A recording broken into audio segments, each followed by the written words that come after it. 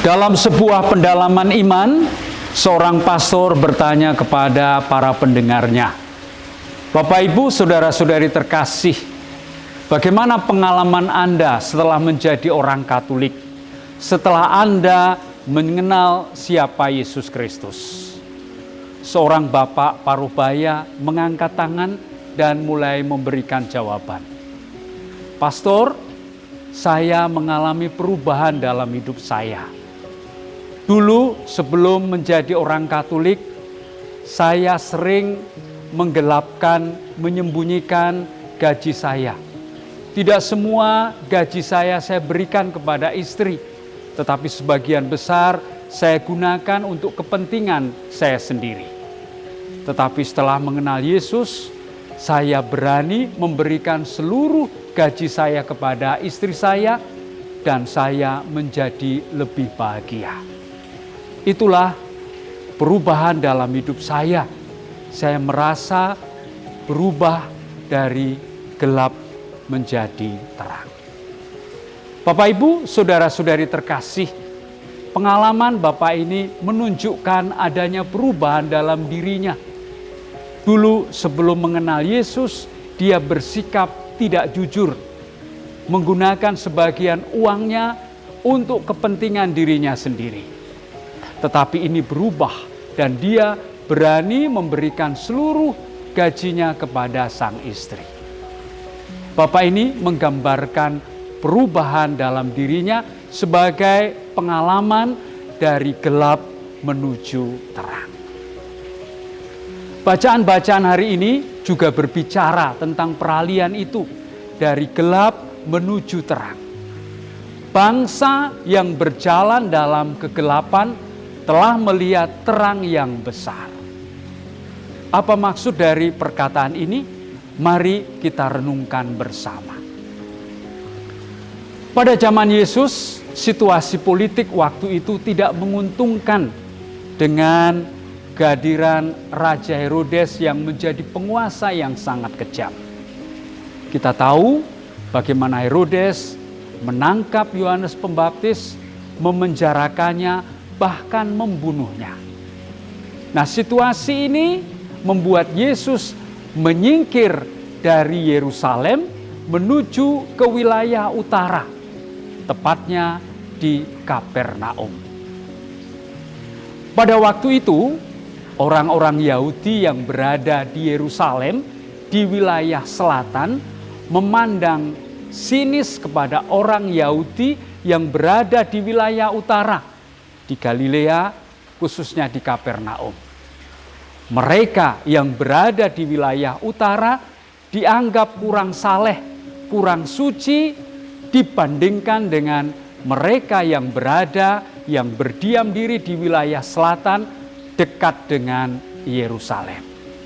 Maka orang-orang yang ada di wilayah utara dianggap sebagai orang-orang yang berada dalam kegelapan.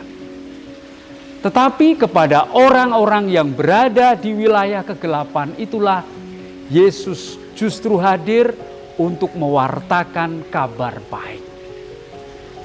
Nabi Yesaya dalam bacaan pertama juga sudah mengungkapkan, menubuatkan hal ini beberapa abad sebelum Yesus lahir.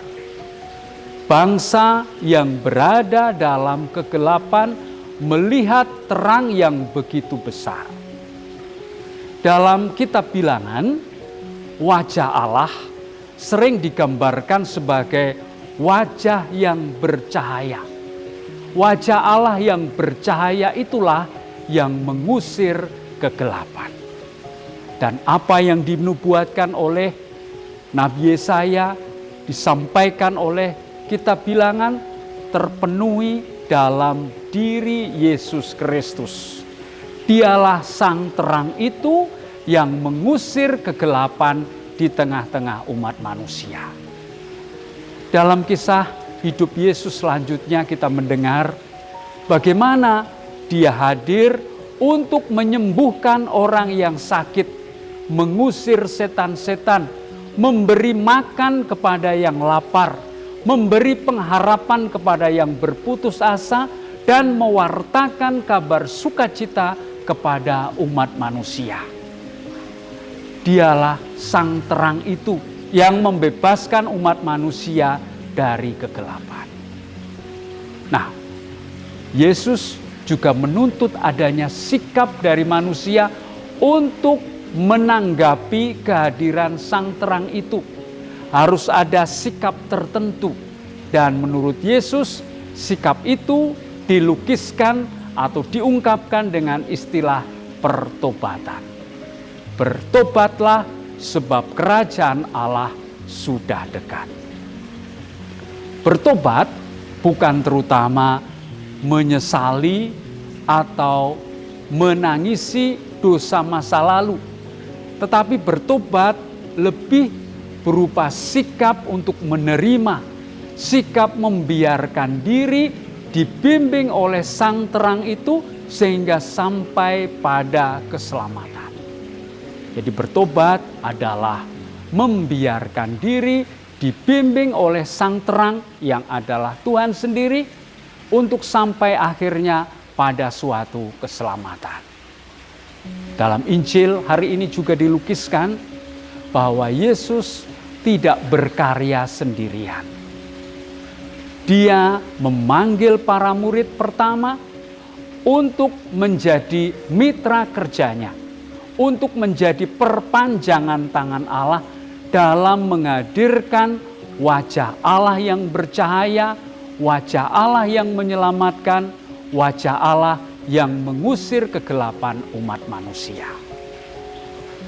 Bapak, Ibu, saudara-saudari terkasih, inilah warta sukacita dari Injil hari ini. Bahwa dalam diri Yesus kita mengalami wajah Allah yang membebaskan. Kita melihat secara real Dia yang hadir untuk mengusir kegelapan dalam hidup kita. Dan peristiwa ini bukan hanya peristiwa di masa lalu, tetapi senantiasa aktual, senantiasa hadir dalam kehidupan kita sehari-hari. Serentak, ini juga menjadi undangan bagi kita untuk membuka diri kita, membiarkan diri kita dibimbing supaya kita bisa mengalami wajah Allah yang memberikan cahaya dan terang itu kepada kita. Dan satu lagi yang kiranya patut kita perhatikan, bahwa kita semua juga dipanggil oleh Allah menjadi agen yang mewartakan terang itu kepada sesama dengan menebar kebaikan dan cinta kasih. Bila ini terjadi, maka kita pun ikut serta menghadirkan terang yang mengusir kegelapan dari tengah-tengah kita. Di akhir permenungan ini, saya pun ingin mengucapkan selamat Hari Raya Imlek untuk saudara-saudari yang merayakannya. Semoga berkat Tuhan senantiasa melimpah di tahun yang akan datang. Amin.